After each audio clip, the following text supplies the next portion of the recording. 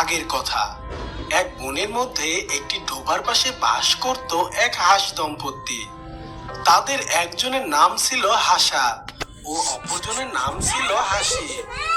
ওদের ছিল ছোট্ট দুটি ছানা। এসব নিয়ে ওদের জীবন খুব সুখে শান্তিতেই কাটছিল।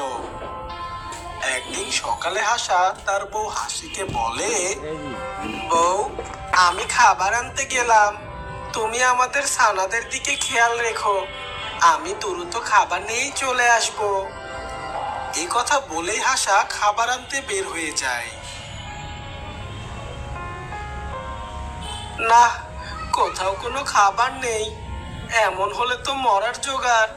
আমরা খাবো কি, আর বাচ্চাদেরও বা কি খাওয়াবো? দেখি ওই পাশের জঙ্গলের ডোবাতে গিয়ে কিছু পাই কিনা। হাসা এই কথা বলে পাশের জঙ্গলের ডোবার পাশে যায়।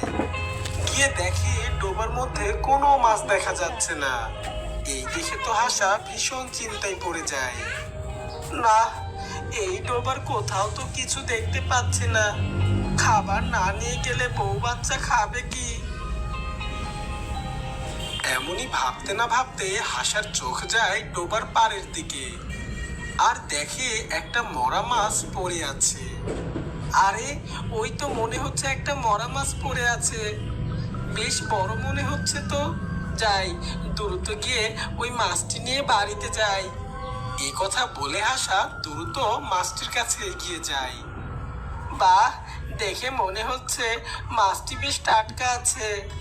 আজ মনে হচ্ছে দিনটা আমার খুব ভালো যাবে। হাসা মাছটিকে মুখে তুলে নেয়। আর দূর থেকে এইসব কিছু দেখছিল এক দুষ্টু পাজি শিয়াল।